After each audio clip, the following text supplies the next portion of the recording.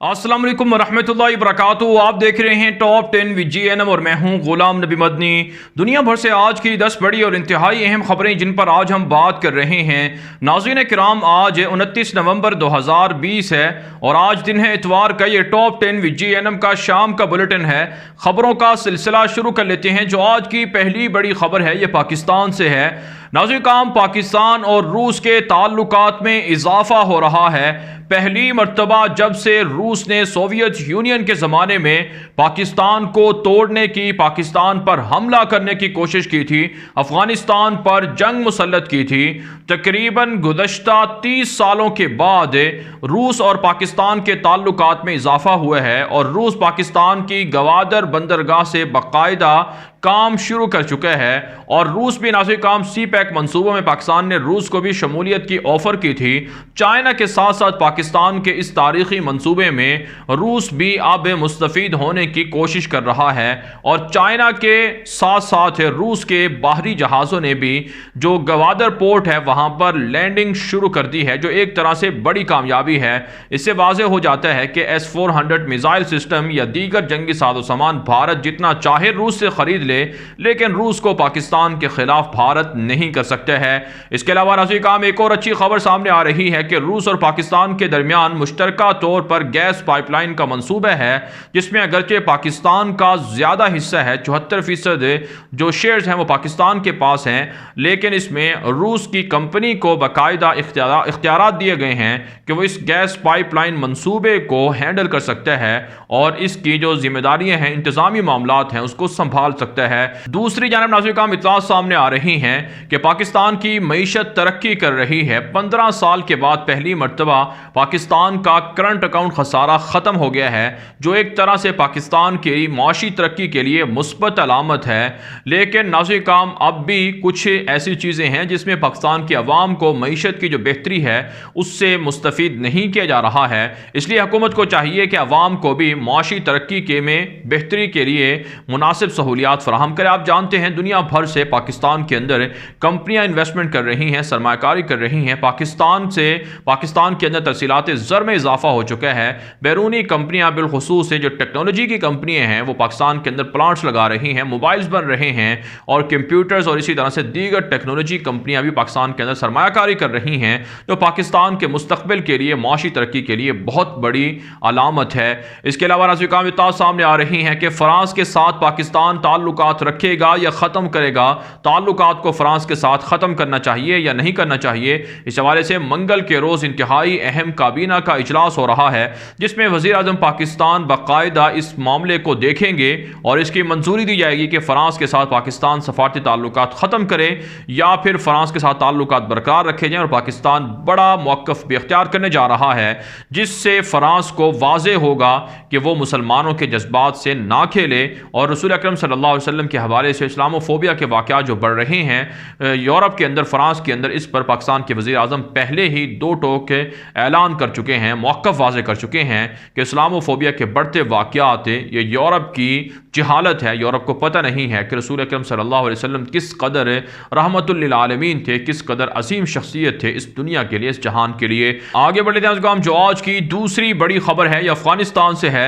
नाज़रीन काम अफगानिस्तान के अंदर तालिबान ने आज एक बहुत बड़ी फौजी कार्रवाई की है, कमांडर्स के जरिए से और इसी तरह से मुसल्लह जो हमला किया गया है, जिसमें कहा जाता है सुबह बल्ख के अंदर एक बड़ा फौजी अड्डा उड़ा दिया गया है, जिसमें काबुल फौज के 60 एहलकार मारे गए हैं और दर्जनों जख्मी हुए हैं। तालिबान की वेबसाइट के मुताबिक, तालिबान के ज़राए अबलाग के मुताबिक तकरीबन 13 टैंक भी तालिबान ने तबाह कर दिए हैं। अफगान तालिबान के तर्जुमान ज़बीहुल्लाह मुजाहिद के मुताबिक दरअसल काबुल फ़िज़ाइया निहत्ते शहरियों पर हमले करती है और उनके मातहत इलाकों में ऑपरेशन करती है। इसलिए तालिबान ये फतूहात के सिलसिले को जारी रखे हुए हैं और कार्रवाइयाँ करके दुश्मनों की चेक पोस्टें तबाह की जा रही हैं। जबकि नाज़रीन काम काबुल हुकूमत ने भी इस बात का एतराफ़ किया है कि गुज़श्ता 1.5-2 हफ्तों के दौरान तालिबान और काबुल फ़ौज में झड़पों का, हमलों का इजाफा हुआ है और तालिबान के मातहत इलाकों में बमबारी करके निहत्ते शहरियों को भी तालिबान का दावा है कि काबुल फ़ौज शहीद कर रही है। इसके अलावा नाज़रीन काम इत्तला सामने आ रही हैं कि काबुल हुकूमत के फ़ौजी एहलकार तालिबान तालिबान के सामने सरेंडर भी कर रहे हैं। रवा माह तकरीबन 1000 से ज़ायद काबुल फौजी सरेंडर हो चुके हैं और आज भी नाज़िर काम 15 एहलकारों ने बल्ख के अंदर तालिबान के सामने हथियार डाले हैं, जबकि गुज़श्ता 24 घंटे के दौरान हथियार डालने वाले सरेंडर करने वालों की तादाद 30 से ज़ायद बनती है। आगे बढ़े नाज़िर काम, जो आज की तीसरी बड़ी खबर है, ये भारतीय फौज पर छत्तीसगढ़ के इलाके में बड़ा हमला हुआ है। माओ नवाज अलहदगी पसंदों ने हमला करके भारत के 15 फौजी एहलकार जख्मी कर दिए हैं, जबकि 7 भारतीय फौजी मारे भी गए हैं। छत्तीसगढ़ का इलाका है जहां पर 2 भारतीय फौजियों ने खुदकुशियां भी कर ली हैं। नाज़िर काम, भारत की मशरकी रियासतों में अलहदगी पसंदों के हमलों में इजाफा हो रहा है। IED मवाद के जरिए से भारतीय फौजी काफिलों को टारगेट किया जा रहा है। और नाज़िर काम, वही बात जो हम आपको गुज़श्ता 5-6 माह से बता रहे हैं कि भारत की मशरकी रियासतों में इमरजेंसी की कैफियत है। अलहदगी पसंदों के हमलों में भारतीय फौज का बड़ा नुकसान हो रहा है, लेकिन मीडिया पर इस नुकसान को बताया नहीं जाता है। अब नाज़िर काम, भारतीय मीडिया में ये रिपोर्ट सामने आई है, खुद एतराफ़ किया गया है कि भारतीय फौज पर छत्तीसगढ़ में बड़ा हमला हुआ है, जबकि नाज़िर काम कहा जाता है कि चाइना इन अलहदगी पसंदों को सपोर्ट कर रहा है, इनके साथ राबते में है, असलहा दे रहा है, जिससे भारत को बड़ा नुकसान हो रहा है। आप जानते हैं नाज़िर काम, चीन के साथ लद्दाख में भारत के साथ तनाव है वो भी बढ़ रहा है और चाइना के खिलाफ मुकाबला करने के लिए मार्कोस नामी जो कमांडोज हैं, जो इंतहाई आला सतही फौजी दस्ता है या फौजी कमांडोज हैं भारत के, वो भी पेंगोंग झील पर मुतय्यन किए गए हैं ताकि चाइना के खिलाफ लड़ाई में काम आ सकें। लेकिन चाइना वाजे कर चुका है कि भारत के खिलाफ उनके पास ऐसी टेक्नोलॉजी है जिसका भारत के पास कोई तोड़ नहीं है। इसके अलावा नाज़िर काम, भारत की अपोजिशन के लीडर राहुल गांधी ने अपने एक बयान में कहा है कि दलित नस्ल को और इसी तरह से जो कम जात या निचले तबके के लोग हैं उन पर मोदी की बीजेपी हुकूमत शिवसेना ये जुल्म कर रही है और उनको जाहिल रखना चाहती है। उनको पढ़ाने के लिए स्कूलों में स्कूल भी नहीं बना के दिए जा रहे हैं, तालीम के लिए उनके लिए मुनासिब सहूलियात नहीं दी जा रही हैं। लेकिन उन्होंने कहा है कि बीजेपी हुकूमत के इस इक़दाम को अपोजिशन रद्द करती है और अपोजिशन की हुकूमत इक़्तिदार में आकर बीजेपी की जानिब से किए गए जो निचले तबके के लोग हैं उन पर होने वाले मजालिम का खात्मा करेंगे। आगे बढ़े नाज़िर काम, जो आज की चौथी बड़ी खबर है, ये नाज़िर काम चीन की जानिब से जो 5 साल पहले चाइना के अंदर गुर्बत के खात्मे के लिए प्रोग्राम शुरू किए गए थे, वो प्रोग्राम्स मुकम्मल हो चुके हैं। चाइना के जो ज़राए ब्लॉग हैं वो ये बता रहे हैं कि शी जिनपिंग की जानिब से जो मंसूबे शुरू किए गए थे उनके ज़रिए से चाइना के अंदर गुर्बत को कम किया गया है और इंतहाई बड़े बड़े मंसूबे हैं जिनको कामयाबी से पूरा कर लिया गया है। लेकिन इसके मुकाबले में भारत के पास गुर्बत को ख़त्म करने के लिए कुछ भी नहीं है। भारत के पास नाज़िर काम गुर्बत में कमी नहीं बल्कि इजाफा हो रहा है। जब से मोदी 2014 से इक़्तिदार में हैं तब से नाज़िर काम कहा जाता है कि भारत के अंदर गुर्बत में 200% इजाफा हुआ है। गरीब गरीब तर हो चुका है और अमीर भी गरीब तर होता जा रहा है।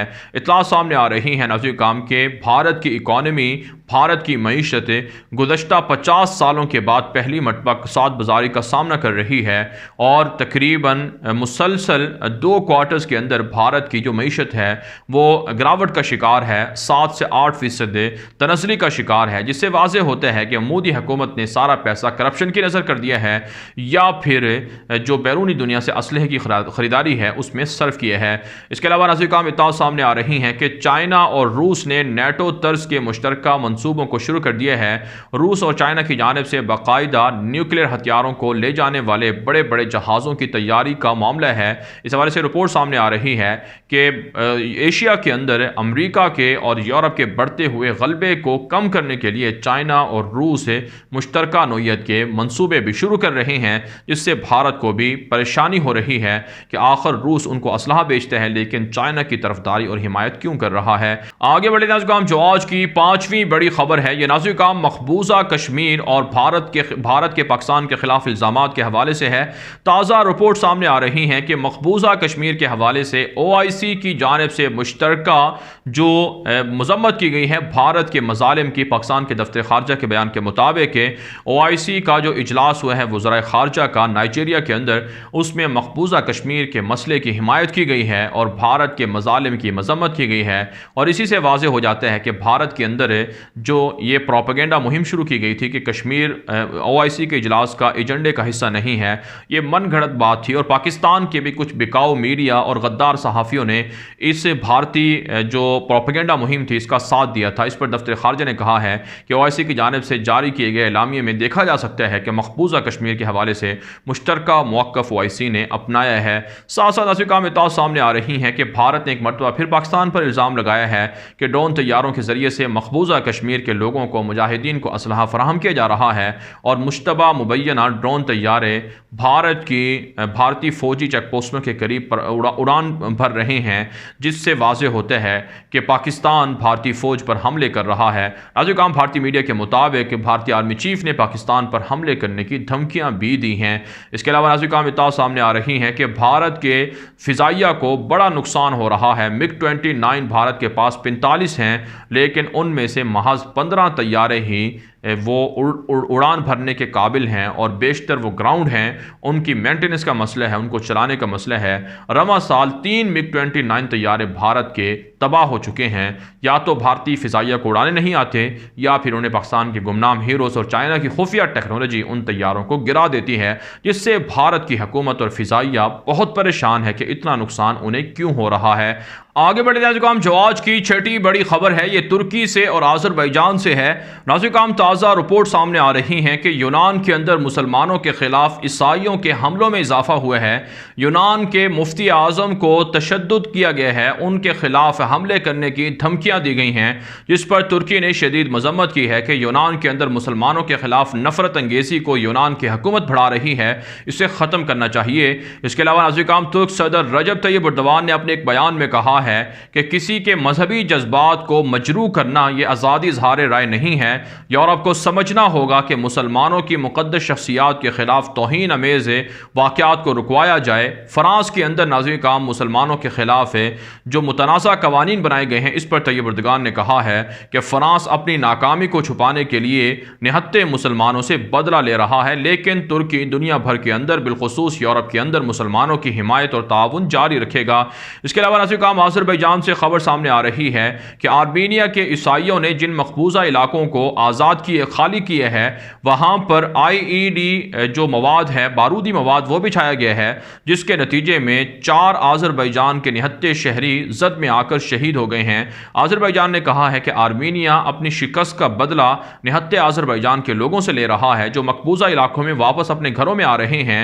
आज़ादी के बाद उनको इस तरह के धमाकों के जरिए से निशाना बनाया जा रहा है। साथ साथ नाज़रीन सामने आ रही हैं कि आज़रबाईजान और तुर्की की जानिब से काराबाग के मकबूजा या मफतूहा इलाके के अंदर अब तामीराती काम भी शुरू कर दिए गए हैं और वहां पर लोगों की वापसी का सिलसिला भी जारी है। आगे बढ़े नाज़रीन, जो आज की 7वीं बड़ी खबर है ये इसराइल से है।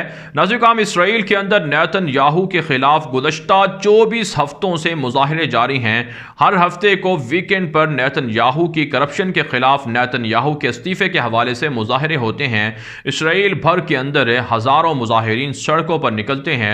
गुज़श्ता 24 हफ्तों से वो मुज़ाहरे कर रहे हैं और पुलिस के साथ उनकी झड़पें होती हैं और उन्हें गिरफ्तार भी कर लिया जाता है। सैकड़ों मुज़ाहिरीन इस वक्त जेलों के अंदर भी कैद हैं। नेतन्याहू के साथ मैनी गैंट्स जो वहाँ मखलूत हुकूमत का हिस्सा हैं, वज़ीर दिफा भी हैं, उनके भी अख्तलाफात चल रहे हैं और सियासी तौर पर इसराइल कमज़ोर से कमज़ोर तर हो रहा है। इसके अलावा नाज़रीन इत्तला सामने आ रही हैं कि कोरोना वबा की वजह से इसराइली फ़ौज ने मज़ीद भर्तियों को बंद कर दिया है। इसराइली फ़ौज की जानिब से कहा गया है कि फ़ौज के अंदर भी कोरोना वबा फैल रही है, जिसकी वजह से इसराइली फ़ौज के लिए भर्तियों को रोक दिया गया है और इसराइली फ़ौज को हाई अलर्ट कर दिया गया है।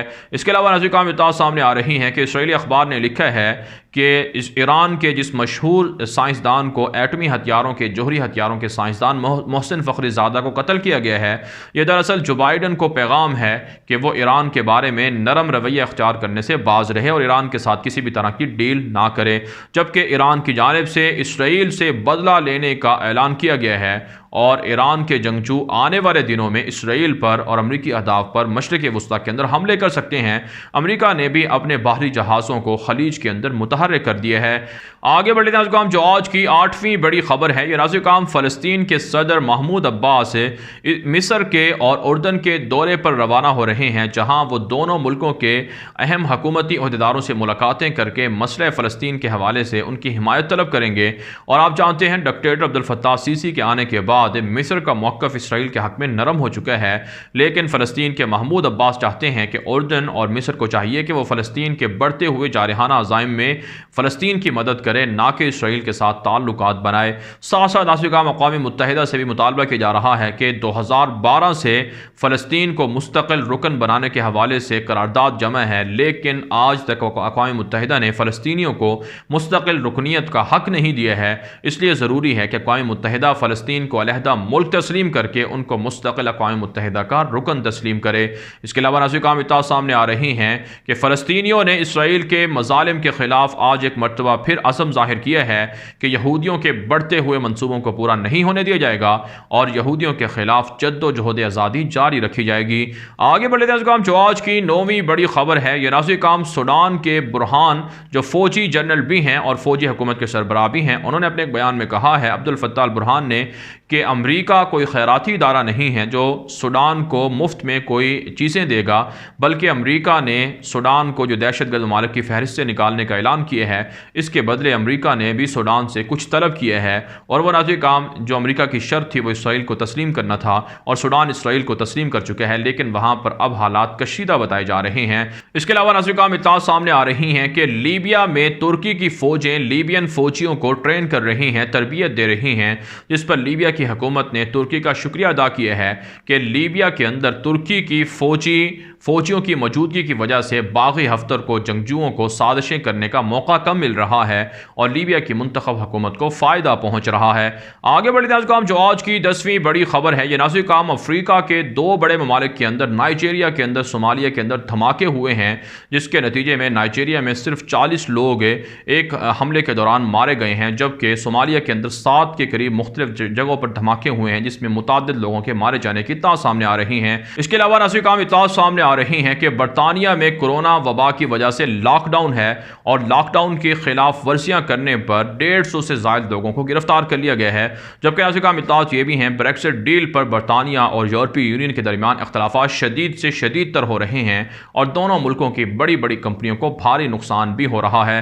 भारत नाज़िम इस वीडियो के हवाले से आपकी क्या राय है? अपनी राय कॉमेंट के जरिए से जरूर हम तक पहुँचाएँ। मज़ीद खबरों के लिए आप हमारे ट्विटर अकाउंट्स दुनिया मेरे आगे और गुलाम नबी मदनी फॉलो कर सकते हैं। आज के लिए इतना ही, इजाज़त दीजिए। अल्लाह हाफिज़।